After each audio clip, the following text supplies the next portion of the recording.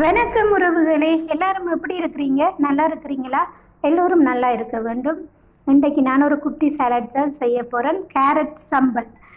எங்களோட இலங்கை முறைப்படி ஒரு கேரட் சம்பல். எங்களோட அம்மா எங்களுக்கு சின்ன வயசில் இப்படி தான் செய்து தருவாங்க. இலங்கையில் அதிகமானோர் இப்படி கேரட் சம்பல் இப்படி தான் செய்து சாப்பிட்றவங்க. அப்போ எனக்கும் ஒரு ஆசை வந்துச்சு இந்த கேரட் சம்பல் செய்து சாப்பிட.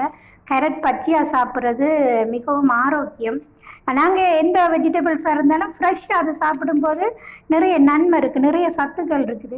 பாருங்கள், இதில் பச்சை மிளகாய், வெங்காயம், தக்காளி பழம், கேரட் எல்லாம் ஃப்ரெஷ்ஷாக சேர்த்துருக்குறேன். மிளகுத்தூள், உப்புத்தூள், ஒரு உள்ளி, லெமன் ஜூஸ். இந்த சம்பளுக்கு தேங்காய் துருவல் கொஞ்சம் போட்டால் நல்லா இருக்கும்.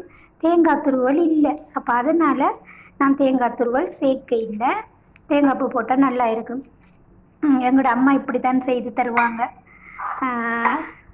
எனக்கும் ஒரு ஆசை வந்துட்டு அதனால் இன்றைக்கு நான் கேரட் சம்பல் செய்திருக்கேன் பகல் சாப்பாட்டுக்கு. பிடிச்சிருந்தால் லைக் பண்ணுங்கள், கமெண்ட் பண்ணுங்கள், சப்ஸ்கிரைப் பண்ணி சப்போர்ட் பண்ணுங்கள் உறவுகளே.